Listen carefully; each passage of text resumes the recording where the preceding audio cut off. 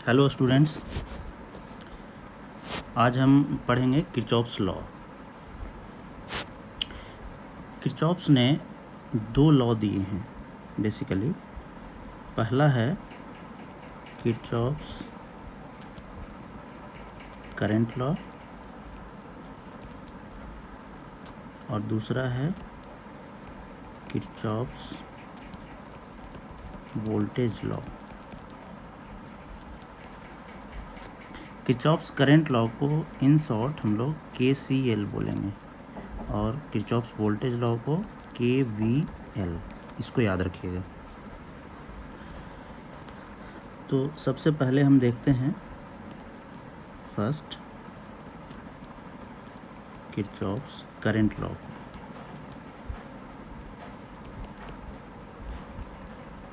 Basically ये double H है यहाँ पे।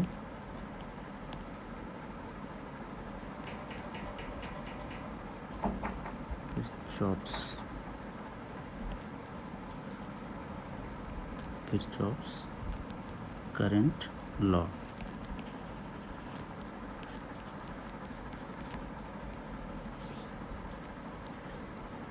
KCL। सबसे पहले इसका हम स्टेटमेंट देखते हैं कि क्या कहता है। ये कहता है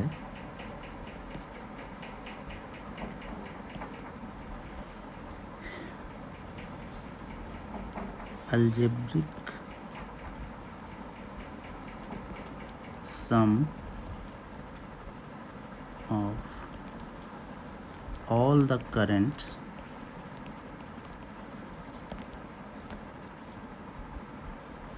at a node or junction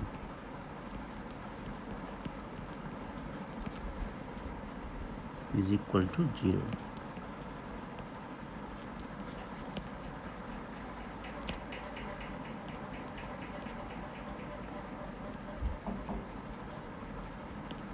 ये हमारा स्टेटमेंट है किरचॉफ्स करंट लॉ का। ये कह रहा है कि algebraic sum of all the currents at a node और जंक्शन इज इक्वल टू 0। मतलब हुआ कि किसी भी नोड पर, या नोड को जंक्शन भी कहते हैं हम लोग, उस नोड पर जितने भी करेंट्स हैं उन सारे करेंट्स का अलजेब्रिक सम 0 होना चाहिए। मतलब सारे करंट का अलजेब्रिक जोड़ जो है वो 0 होना चाहिए। अलजेब्रिक सम का मतलब वैसा करंट जो अपने साइन के साथ रहे, प्लस साइन या माइनस साइन के साथ, उन सारे करंट्स का सम उस नोड पे 0 होना चाहिए। इसको आप बुक्स में हिंदी में लिखा हुआ है, आप स्टेटमेंट हिंदी में भी याद रख सकते हैं, कोई इशू नहीं है। तो मैथमेटिकली हम लोग इसको क्या बोल सकते हैं,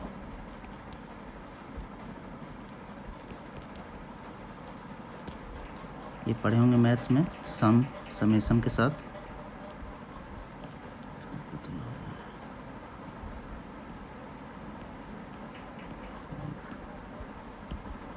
summation of i is equal to 0, where i equal to 1 से लेकर n तक जितना भी ब्रांच होगा उस नोड पे उस सारे सम का करंट का सम 0 होना चाहिए। वेयर i क्या है, current in ith branch. i बराबर अगर 2 है तो यानी दूसरे ब्रांच में, 3 है तीसरे ब्रांच में, वो सारे करंट को शो करेगा।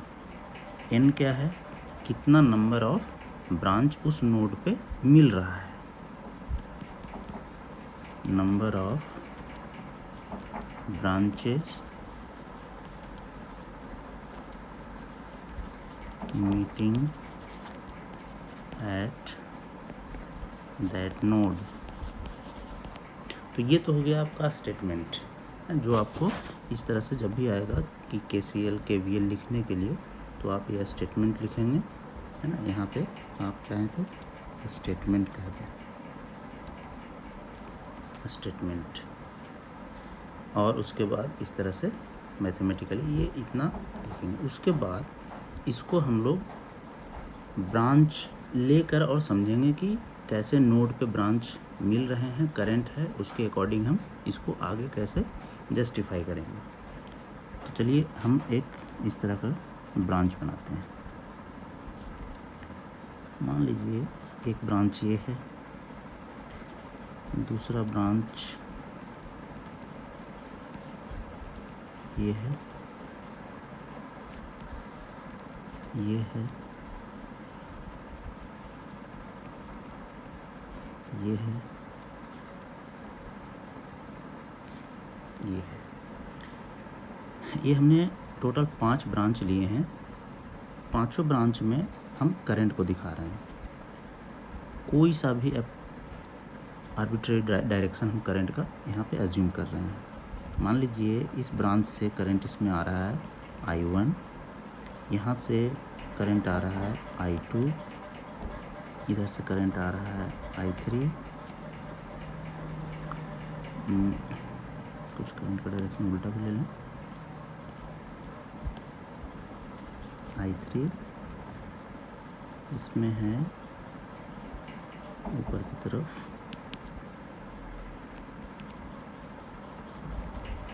I4, और ये तो करंट दिख ही रहा है, इसी डायरेक्शन में होना चाहिए, I5।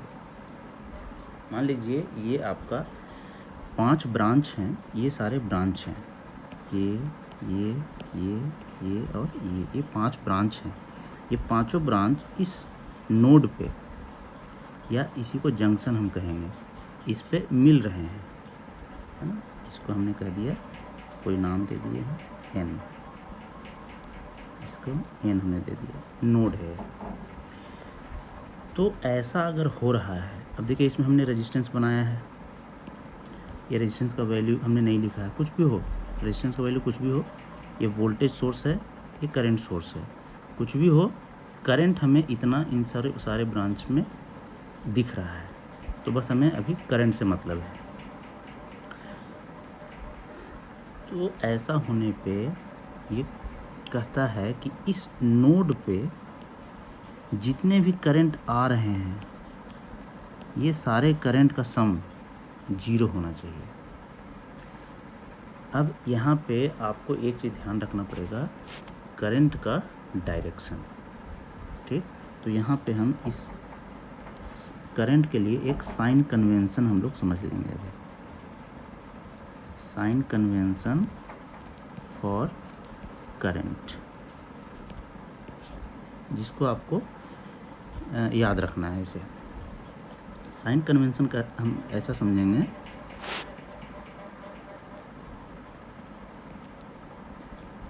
यदि if current leaving the node is positive, मान लीजिए जो करंट इस नोड को लीव कर रहा है, लीव करने का मतलब बाहर निकल रहा है ना। जो करंट इस नोड से बाहर निकल रहा है, उसको अगर आप पॉजिटिव ले रहे हैं, पॉजिटिव ले रहे हैं मतलब उसको पॉजिटिव मान लेना है। ये कन्वेंशन का मतलब ये मानना है, इस तरह का आप मान के और आगे समझेंगे, इसे प्रोसीड करेंगे, सोल्व करेंगे। तो करंट अगर लीव कर रहा है द नोड, मतलब करंट उस नोड से बाहर निकल रहा है, वैसे करंट को अगर आप पॉजिटिव मानते हैं तो then current entering the node, उसको कैसा आपको मानना है, जस्ट उल्टा, नेगेटिव। इंटरिंग का मतलब इस नोड में जो अंदर आ रहा है, इस नोड में, उसको आपको उल्टे साइन का मानना है, मतलब नेगेटिव मानना है। और इसी के जस्ट उल्टा, अगर यहीं पे आपने नेगेटिव मान लिया कि करंट जो भी इंटर कर रहा, लीव कर रहा है नोड को, उसको हम नेगेटिव मानेंगे, किसी स्टूडेंट ने सोचा कि हम पॉजिटिव नहीं मानेंगे। जो करंट नोड से बाहर निकल रहा है उसको अगर हम नेगेटिव मान लें तो कोई दिक्कत नहीं है। अब आपको यहाँ पे चेंज करना पड़ेगा कि करंट जो इंटर कर रहा है नोड पर उसको पॉजिटिव मानना पड़ेगा। बस ये चीज़ आपको ध्यान रखना है कि किसी एक को फॉलो करना है, दोनों को एक साथ मिक्स नहीं करना है। ठीक है, या तो आप इसको फॉलो करिए या इसको फॉलो करिए, दोनों को फॉलो एक साथ नहीं करना है, बस ये ध्यान रखना है। तो ऐसा साइन कन्वेंशन मानने के बाद हम अब इस KCL को लिखेंगे। क्या लिखेंगे? Apply KCL eight node n, हमने लिखा है नोड को, तो नोड n पर अब हम KCL अप्लाई करेंगे। जो स्टेटमेंट ये कह रहा है उसको हम अप्लाई करेंगे इस नोड पर। तो चलिए अप्लाई करिए। देखिए ये हमारा नोड है और हम I1 से स्टार्ट करेंगे। ठीक, तो I1 क्या यहाँ दिख रहा है?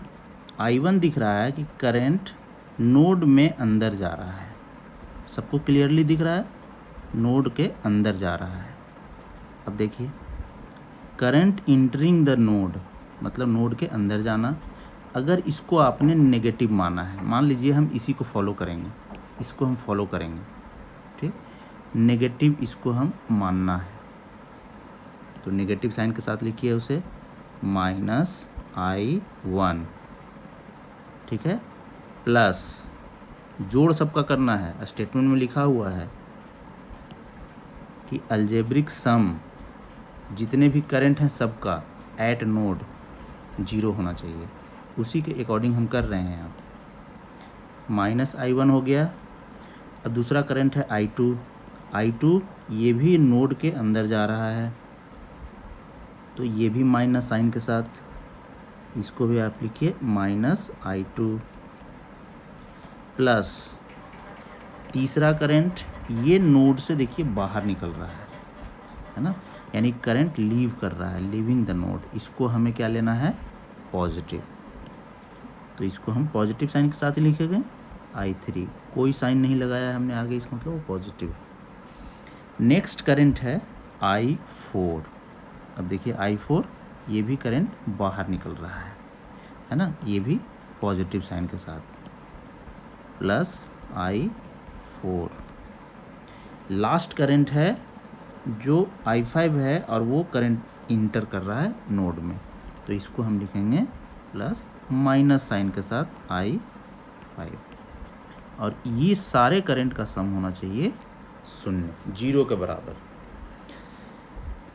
इतना अगर साइन कन्वेंशन करके प्लस माइनस लगाकर और आपने अगर लिख दिया तो इसका मतलब है कि आपने बिल्कुल सही लिखा है KCL उस नोड पे। तो चलिए अब इतना लिखने के बाद यहाँ से क्या दिख रहा है आपको?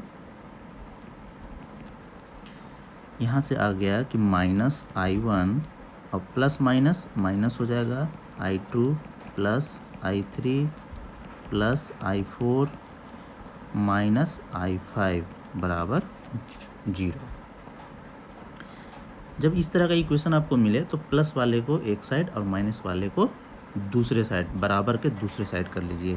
तो यहाँ से दिख रहा है कि I1 I2 और I5 इसको आप बराबर के उस साइड ले जा सकते हैं। इसका मतलब आप लिख सकते हैं कि I1 plus I2 plus I5 बराबर I3 प्लस I4 है। इतना आप इस इक्वेशन से लिख सकते हैं। मैथमेटिक्स में इस तरह का आपने इक्वेशन सोल्व किया है। ठीक है, अब यहाँ से आप क्या देख रहे हैं? I1 I2 I5 है ना। अब इसको देखिए I1 I2 I5 ये सारे वो करंट हैं जो करंट नोड में इंटर कर रहा है। ये सारे करंट नोड में इंटर कर रहा है। और I3 एंड I4 ये देखिए I3 एंड I4 ये वो सारे करंट हैं जो नोड से बाहर निकल रहे हैं। इसका इसका मतलब आप कह सकते हैं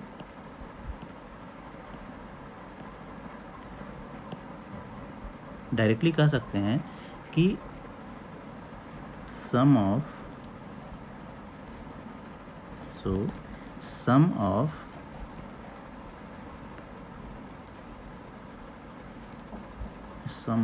ऑल रहने दीजिए, कंफ्यूज हो जाएंगे आप, sum of currents entering the node बराबर sum of current leaving the node. इसका मतलब हुआ कि जितने भी करंट हैं जो नोड में इंटर कर रहे हैं उन सारे करंट का जोड़ किसके बराबर होगा, जितने भी करंट उस नोड से बाहर निकल रहे हैं उन सारे करंट के जोड़ के बराबर होगा। तो आप दोनों में से किसी को भी फॉलो कर सकते हैं कि सारे करंट को जोड़ करके जीरो करिए, या आप इसको याद रखिए कि जितने भी करंट उस नोड में अंदर जा रहे हैं वो बराबर होंगे वो सारे करंट्स जो करंट के जोड़ के जो उस नोड से बाहर निकल रहे हैं। तो ये था आपका complete KCL, Kirchhoff's current law.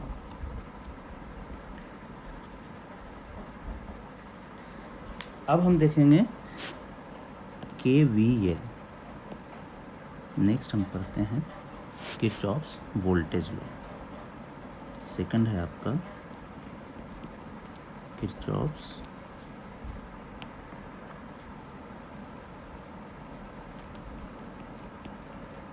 Voltage law, KVL।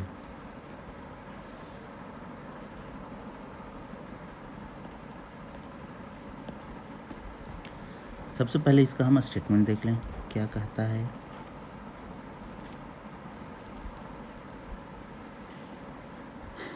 ध्यान से देखिएगा इसे। ये कहता है इन एनी क्लोज्ड सर्किट, कैसा circuit, electrical circuit, in any closed electrical circuit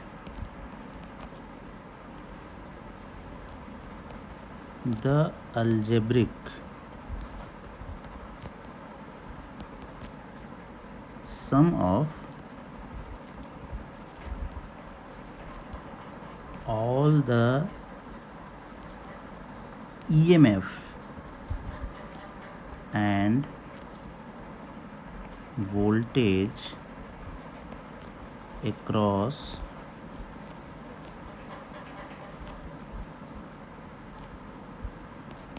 the resistors is equal to 0। क्या कह रहा है, in any close electrical circuit. KVL लगाने के लिए आपको क्लोज्ड इलेक्ट्रिकल सर्किट पहले पता करना पड़ेगा कि सर्किट हमारा क्लोज्ड होना चाहिए। कहाँ पे ओपन पे भी हम अप्लाई करते हैं ये सब हम आगे डिस्कस करेंगे, लेकिन वो ओपन बेसिकली नहीं होता है, वोल्टेज हमें पता होता है वहाँ पे। तो अभी आप समझिए बेसिक जो इसका है स्टेटमेंट कि in any closed electrical circuit again the algebraic sum, ठीक है, of all the EMF and voltage across resistor. जितने भी बैटरी के वोल्टेज होंगे जिसको हम EMF कहते हैं, एंड जितने भी रजिस्टर लगे हुए हैं उस रजिस्टर के अक्रॉस जो वोल्टेज मिलेगा उस क्लोज लूप में सारे वोल्टेज को हम जीरो कर देंगे, जोड़ सबका जीरो कर देंगे। किसके बराबर होना चाहिए, जीरो के बराबर होना चाहिए। ये इसका स्टेटमेंट है। वहाँ KCL में करंट के लिए था कि नोड पे सारे करंट का जोड़ जीरो होना चाहिए। किरचॉफ्स वोल्टेज लॉ में क्लोज्ड लूप में सारे वोल्टेज का जोड़ जीरो होना चाहिए। बस शॉर्ट में आप ये समझिए। मैथमेटिकली आप इसे ऐसे भी लिख सकते हैं।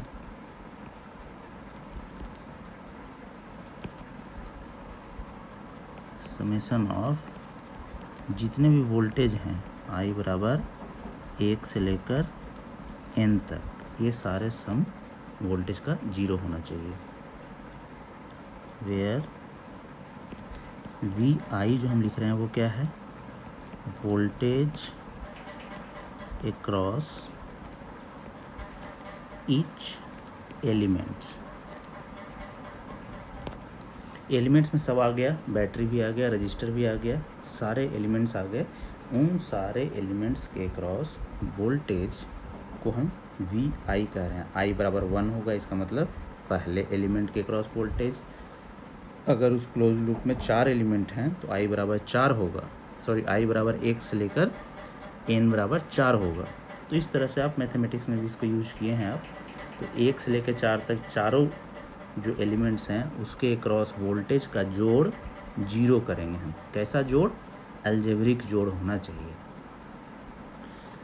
तो अलजेब्रिक जोड़ का मतलब उस वोल्टेज को प्लस या माइनस जो भी वोल्टेज होगा उसके साथ उसको हम जोड़ेंगे। तो प्लस होगा या माइनस होगा, इसके लिए अगेन हम एक साइन कन्वेंशन वोल्टेज के लिए भी हम फॉलो करेंगे। तो यहाँ पे हम लिख लेते हैं साइन कन्वेंशन फॉर वोल्टेज।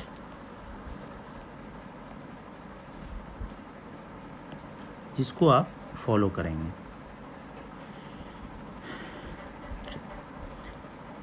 तो इसको देखते हैं। इफ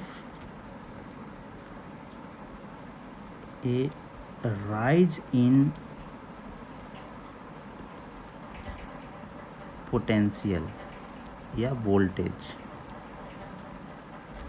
पोटेंशियल का मतलब यहाँ पे हम वोल्टेज की ही बात कर रहे हैं। राइज इन वोल्टेज, अगर इसको आप पॉजिटिव ले रहे हैं देन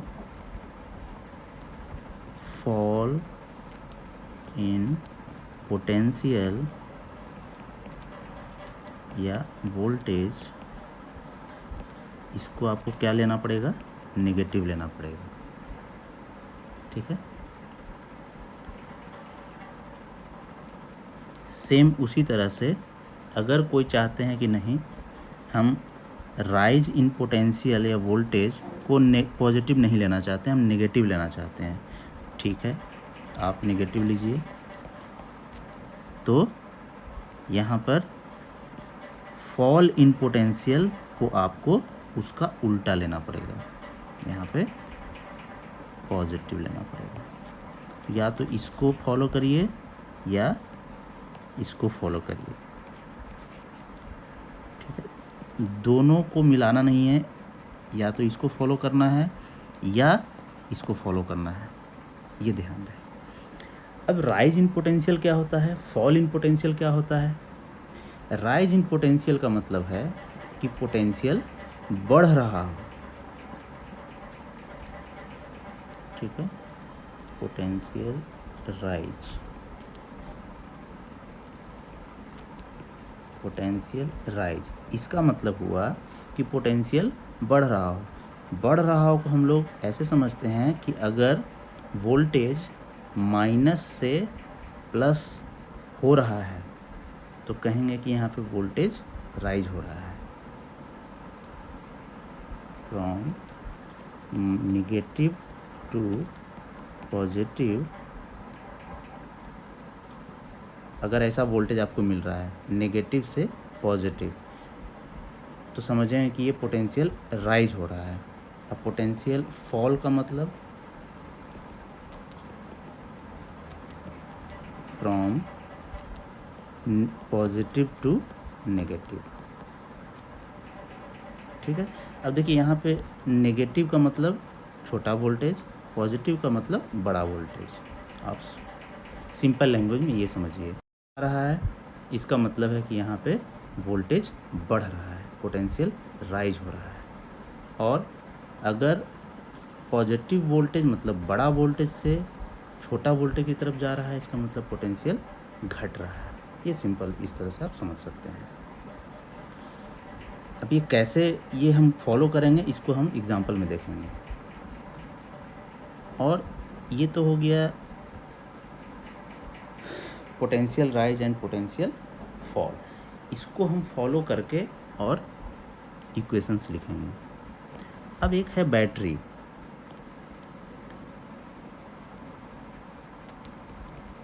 बैटरी का जो वोल्टेज होता है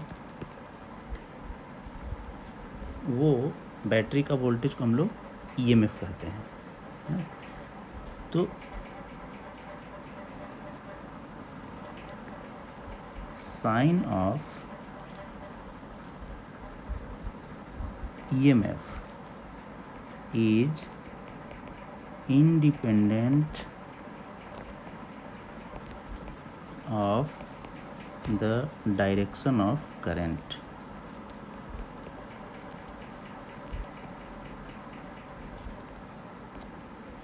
देखिए, करंट के डायरेक्शन से जो रेजिस्टेंस होता है उसके पोटेंशियल में फ़र्क पड़ेगा कि पोटेंशियल राइज हो रहा है या पोटेंशियल ड्रॉप हो रहा है, लेकिन बैटरी के पोटेंशियल में कोई फ़र्क नहीं पड़ता है करंट के डायरेक्शन से।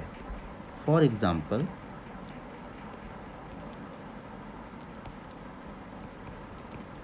ये एक रजिस्टर है,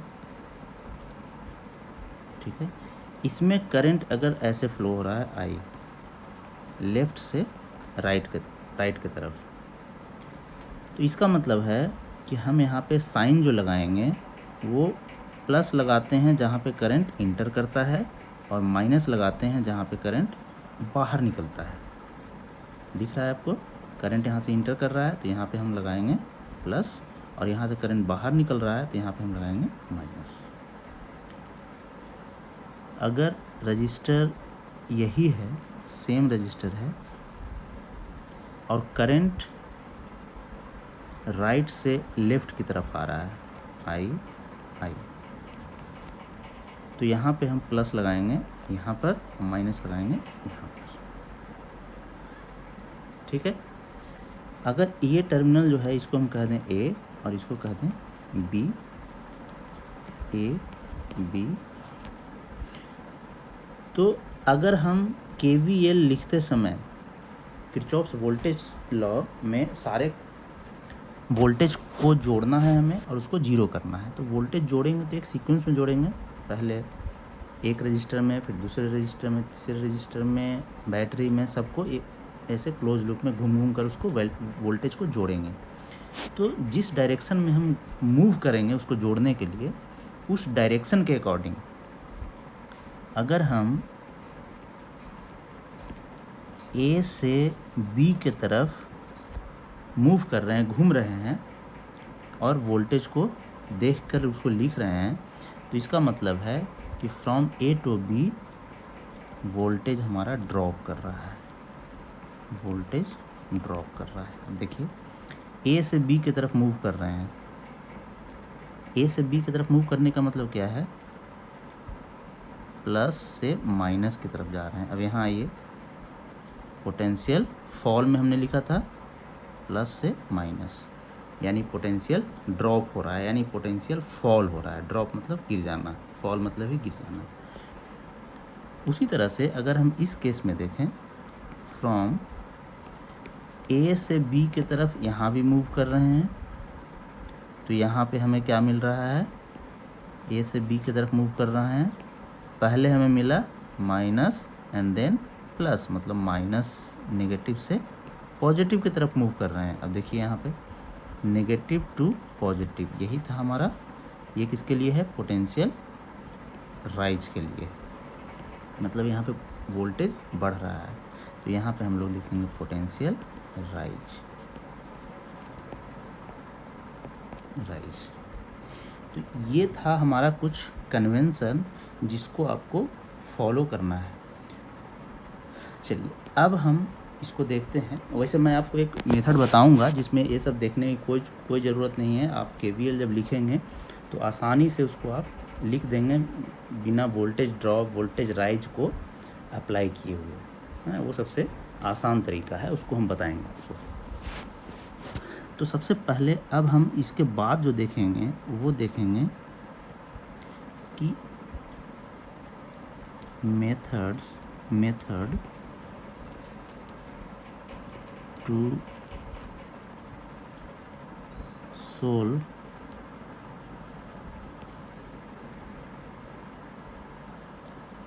circuit by Kirchhoff's law.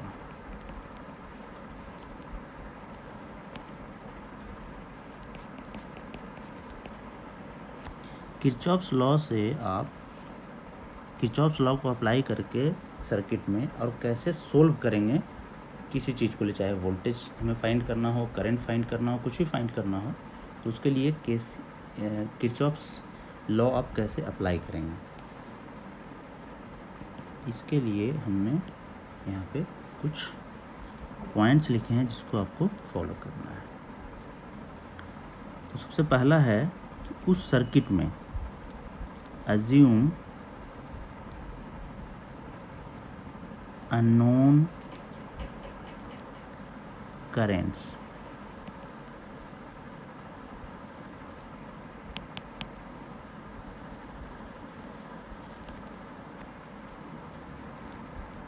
in given circuit and show their direction by arrow. सबसे पहले उस सर्किट में जो अननोन करंट है, सर्किट में बेसिकली हम लोग करंट पता करते हैं कि इस रजिस्टर में कितना करंट फ्लो करेगा, दूसरे रजिस्टर में कितना करंट फ्लो करेगा। तो बेसिकली जो हम फाइंड करते हैं वो करंट ही फाइंड करते हैं। तो अगर हमें वो करंट पता नहीं है, ऑब्वियसली पता नहीं होगा, तो उसको हम लोग कहेंगे अननोन करंट। तो सबसे पहले उस सर्किट में उस अननोन करंट को आप कुछ नाम दीजिए और show their direction by arrow. किस डायरेक्शन में फ्लो करेगा, कोई सा भी डायरेक्शन आप खुद से मान लीजिए। तो पहला तो ये है, हम इसको जब एग्जांपल लेंगे तो वहाँ पे समझेंगे अच्छे से। दूसरा, अब हमें चूज करना है closed circuit. Choose any closed circuit. Close circuit को हम लोग लूप भी कहते हैं। और अप्लाई करिए केवीएल।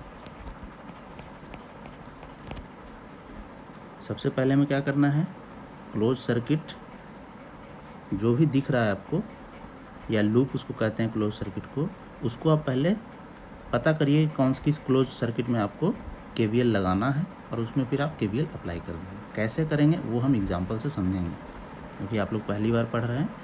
तो हम बेसिक एग्जांपल लेंगे आसान से, उसको समझेंगे, तब हम आगे बढ़ेंगे। तीसरा, केवीएल लगाने के लिए कितना केवीएल लगाएंगे आप, तो राइट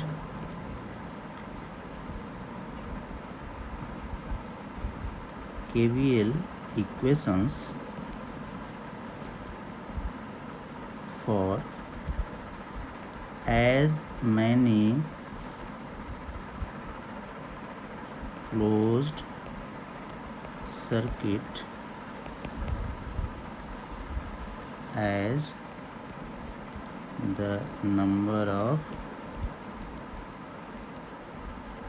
unknown quantities। आप मैथ्स में पढ़े होंगे कि जितना अननोन क्वांटिटी है, अननोन जो हमें पता नहीं है उसको पता करना है, तो उतने नंबर ऑफ हम इक्वेशंस बनाते हैं। उसी तरह से यहाँ भी हम करेंगे कि जितने नंबर ऑफ अननोन क्वांटिटीज़ है उतने नंबर ऑफ इक्वेशंस हम उस क्लोज लूप में घूम घूम कर और लिखेंगे केवीएल इक्वेशन। देन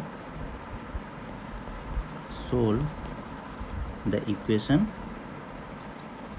को फिर हम सोल्व कर लेंगे एंड फाइंड द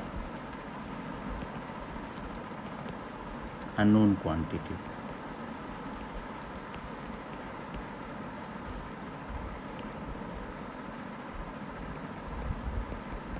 जितना नंबर ऑफ अननोन्स है उतना नंबर ऑफ इक्वेशन बनाएंगे और उसको सोल्व कर लेंगे तो हमें सारे अननोन पता हो जाएंगे।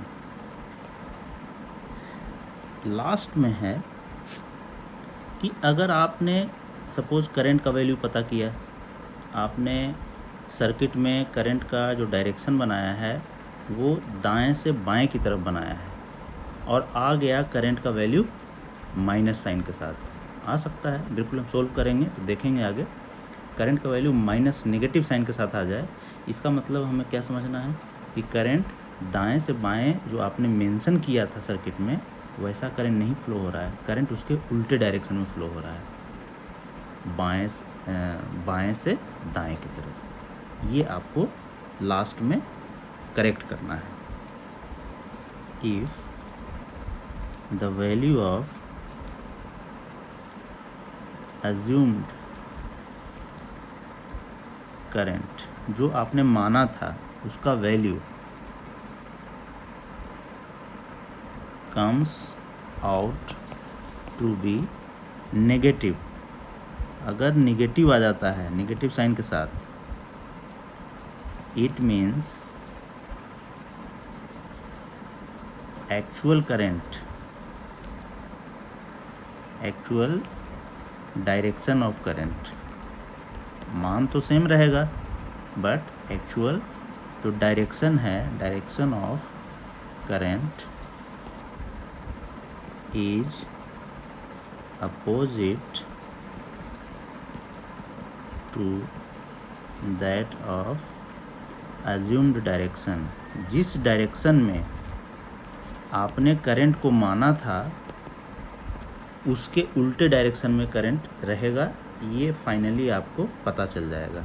और ऐसा पता कब चलेगा, जब उस करंट का वैल्यू माइनस साइन के साथ आ जाए, नेगेटिव साइन के साथ आ जाए, तो आपको समझ जाना है कि करंट जो हम माने हैं उसके उल्टे डायरेक्शन में फ्लो करेगा। तो ये था हमारा KCL एंड KVL। अब हम अगले क्लास में इसके कुछ क्वेश्चंस होंगे उसको सोल्व करेंगे, एग्जाम्पल आपको बताएंगे, तो आपको ये सब सारी चीज़ें क्लियर हो जाएंगी। और ये बहुत ही बेसिक है आपके इलेक्ट्रिकल इंजीनियरिंग का, इसीलिए इसको आप अच्छे से समझिएगा। हर जगह ये चीज़ें यूज होंगी पूरे इलेक्ट्रिकल इंजीनियरिंग में, ठीक है। तो अब हम इसको अगले क्लास में पढ़ेंगे।